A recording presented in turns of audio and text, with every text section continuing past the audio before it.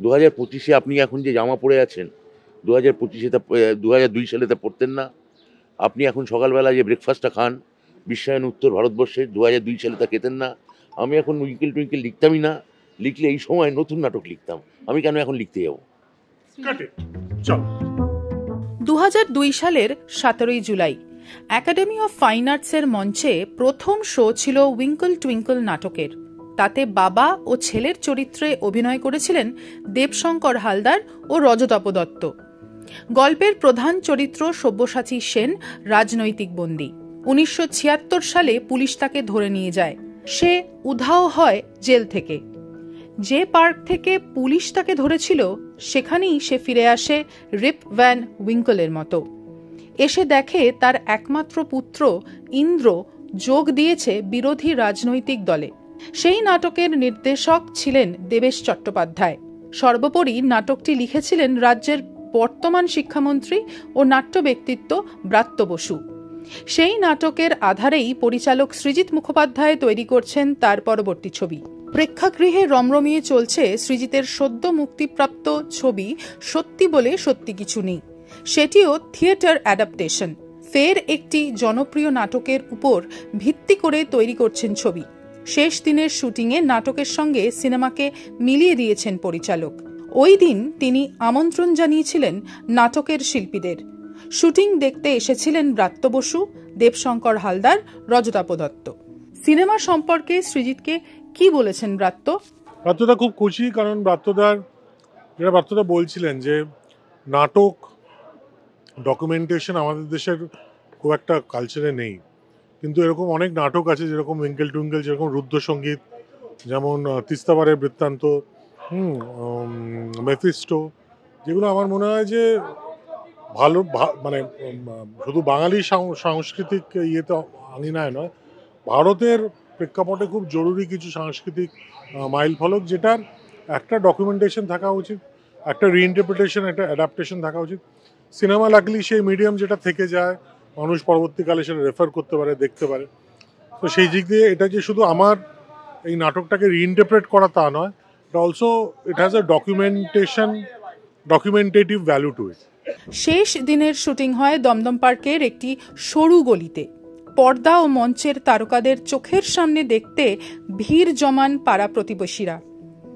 সেই ভিড় ঠেলে ঢোকে মন্ত্রী ব্রাত্য বসুর গাড়ি। শুটিংয়ে এসে আপ্লুত তিনি। সৃজিতকে ভাই সম্বোধন করেছেন ব্রাত্য।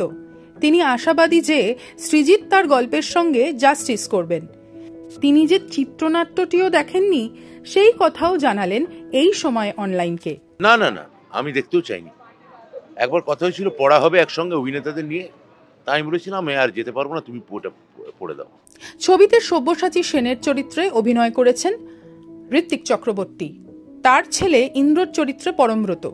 ব্রাত্য বললেন, পরমব্রত, ঋত্বিক এরা তো খুব ভালো অভিনেতা। এটা এই দুটো পার্ট স্টেজে করতো।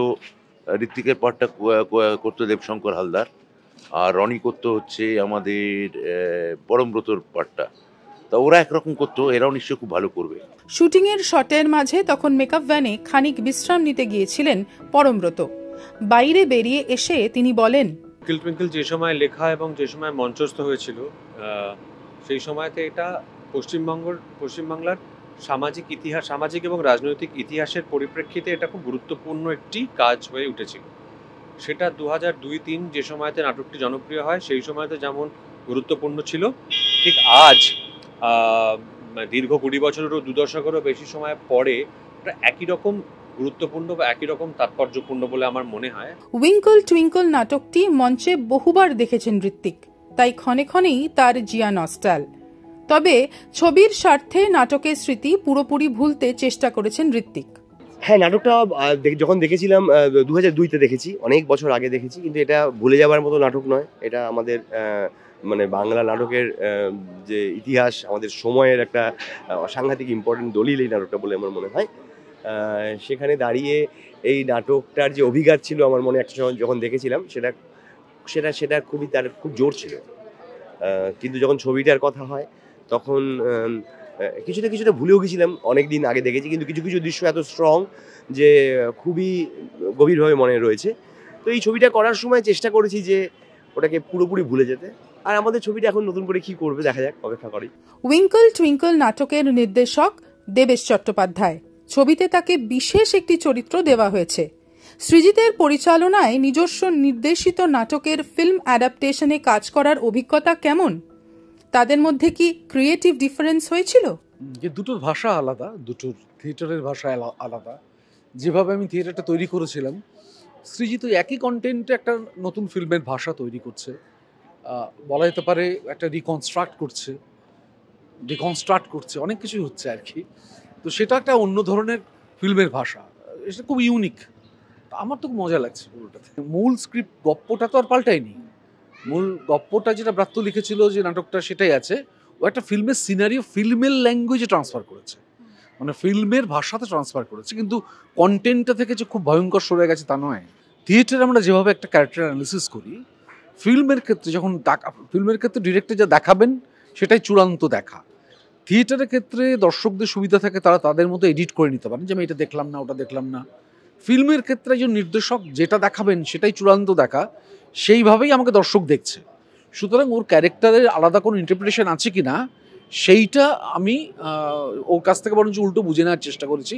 কনফ্লিক্ট তো হয়নি, বরঞ্চ আমাদের কোঅর্ডিনেশনটা অনেক বেটার হয়েছে, যাতে আমার ক্যারেক্টার যেটা আমি করছি তার আন্ডারস্ট্যান্ডিংটা বেটার হয়। ব্রাত্য বসু তার আর কোন নাটকের সিনেম্যাটিক রূপান্তর দেখতে চাইছেন, এ বিষয়েও মনের কথা জানিয়েছেন। মানে অন্য কোনো ডিরেক্টর যদি করতে চান তাহলে তো আমি, একজন বলেছিলেন আমার বিকেলে ভোরে সর্ষে ফুল করবেন, একজন বলেছিলেন আমার রুদ্র সঙ্গীত করবেন, কিন্তু আমাকে যদি তুমি জিজ্ঞেস করো যে কোনটা মধ্যে ফিল্মিক এলিমেন্ট বেশি, তাহলে আমি বলবো হেমলাট, দ্য প্রিন্স অফ গরানহাটা আর বোমা। এই দুটোর মধ্যে আমার ধারণা খুবই মানে সিনেমার যে যাকে বলে উপাদান খুবই ঠাসা আছে।